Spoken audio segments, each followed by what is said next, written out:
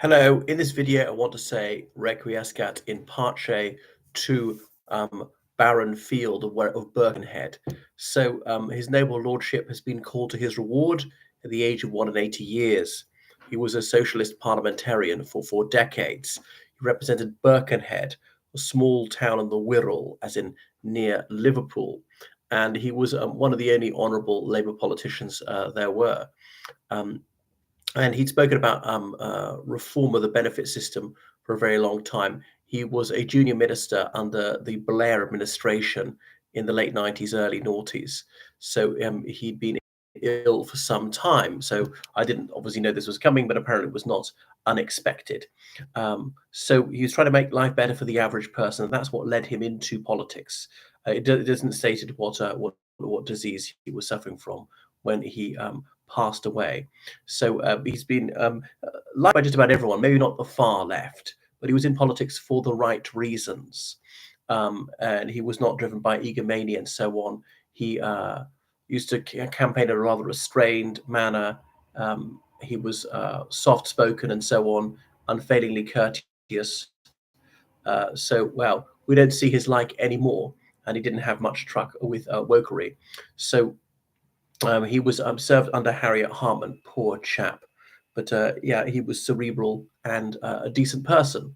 What can I say? And to show just how decent he was, he'd actually been a member of the Conservative Party in his youth and then changed. So he cared about social justice. How do people get people to work, have decent living wages, have decent public services? That's what he wanted, not to say that the state had to own the commanding heights of the economy or things like that. Didn't have any truck with Marxism and things so forth. And he also denounced anti-Semitism. Anyway, he fell out with the Labour Party, and he stood as an independent in his seat in Birkenhead. Now, independents virtually never make it, but he polled a very creditable 17% of the vote. And his last year, he was a cross-bencher. He'd campaigned for leave in the 2016 referendum, so he was honoured by late Majesty Elizabeth II, being made one of the Order of the Companions of Honour, so we're able to put CH behind his name. We don't see his like anymore. And he was an active communicant of the Church of England. I recall him on television him saying that he thought Tony Blair was more likely than most prime ministers to want to be involved in selecting bishops. Perhaps ironic that only a couple of years later, Blair crossed the Tiber to become a Roman Catholic, not an Anglo Catholic. So that is Frank Field. We don't see his like again.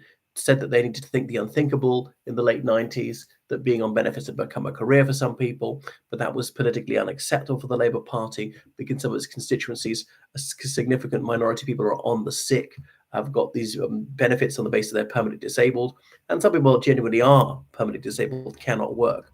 But most people can work. There are blind people who work full time, deaf people who work full time, people are permanently wheelchair bound who work full time.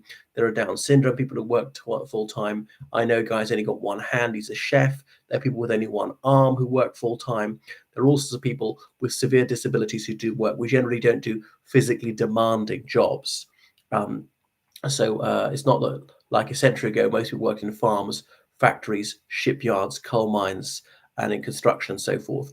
Yes, there are a few of those jobs, but many jobs you can do from a sedentary position. So we said we've got to end this. Of course, the rot set in under the Conservatives under Maggie Thatcher, mass unemployment in the 1980s. It was less embarrassing for the government to have people diagnosed, permanently unable to work, because unemployment was 15%, 15%, and classified them as disabled even when they weren't. Beyond the sick, some of them doing the double, claiming disability benefit whilst actually working. But Tony Blair was not willing to bite the bullet. It would cause too much of a backlash in these Labour constituencies, so it never happened. Frank Field is also in favour of the liberation of Iraq and so on, which went ahead in 2003, and the world in Iraq is much better off for it. They don't have that genocidal maniac Saddam Hussein in charge. We now know they do not have weapons of mass destruction. They've got cordial relations with all their neighbours, including Iran. That, of course, in the 1980s, they fought a very bloody war against Iran. Over 1 million people were killed.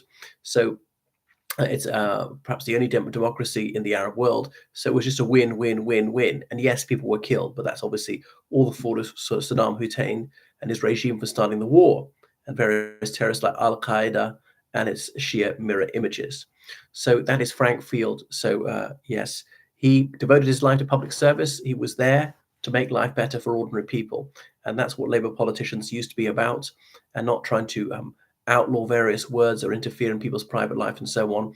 Of course, he went along with some noisome Blairite legislation, which was liberticidal in the early days. But I found it hard to work up a hatred against Frank Field. I never met him, unfortunately. Anyway, thank you so much for watching my channel. Make sure you subscribe on Patreon, donate on PayPal. Goodbye, everyone.